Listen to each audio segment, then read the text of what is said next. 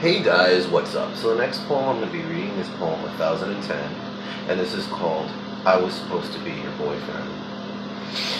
This is going to be in two parts, and it's a short story written in first person perspective. I wanted to make this a bit comedic since it's a bit twisted if you really think about it. It's about someone that is a bit clingy, addicted, and infatuated with a guy, and he won't let go no matter what.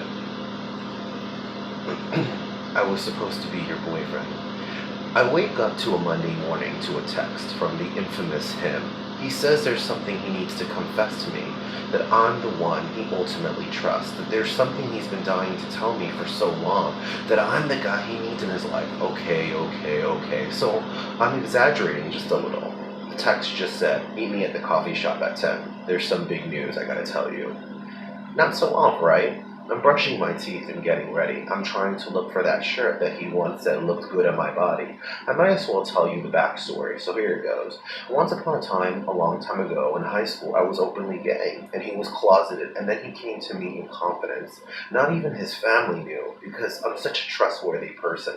And then he told me, which was perfect considering I had this major crush on him.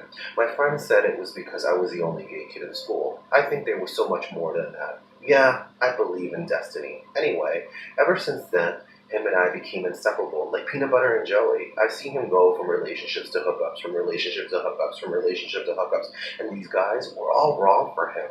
I see my friends walk into their class, talking about how there's this so-called exam the professor assigned. I interrupted them and told them the big news about how he wanted to ask me out. Their eyes lit up with excitement. Wow, how exciting. I'm so happy for you.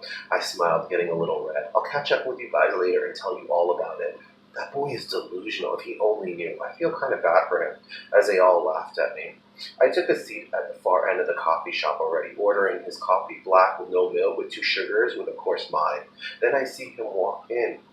Then I noticed another guy with him, probably an old friend from moral support. He waved at me, and then they both came over. He placed his bag on the back of the chair that the other one pulled out for him, as he said thanks to me for the coffee. After a few seconds of getting all situated, he told me the big news. This is my boyfriend. I really wanted you to meet him because you're so important to me. My mouth literally dropped. I couldn't believe this was happening all over again. I looked at him with disgust, like he was a cockroach I wanted to squeeze. Yeah, sure, he was cute with the perfect hair and those ocean blue eyes and those big, luscious Angelina Jolie lips with the perfect body that he probably spent countless hours at the gym working on.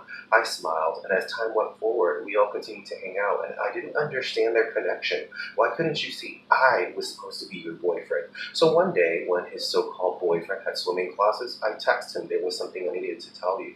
We were at the coffee shop. I was so nervous, and well, I finally told him that my feelings. He was in shock. He was really quiet. I couldn't really read his face. I wanted for him to just say anything.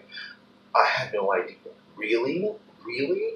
I told him about the picture I had framed by my nightstand. I told him about all the poems I wrote since ninth grade. And I told him I think about him just every second, minute, and hour of the day. I smiled at him and he looked at me a bit horrified as I grabbed his hand. So what do you think? He then opened up his mouth and said, I think you need help. We got up and walked away as I felt crushed. It was the worst feeling in the world. I didn't understand what I did wrong. I was just confessing my feelings. And then after so many hours at that coffee shop, it dawned to me, maybe all these years it was something I created in my head. And maybe the one reality now I had to face was he was just never into me. That it was all a delusion. That I was only just a friend. I laughed and grabbed my books. No, I just have to try harder. We were made for each other.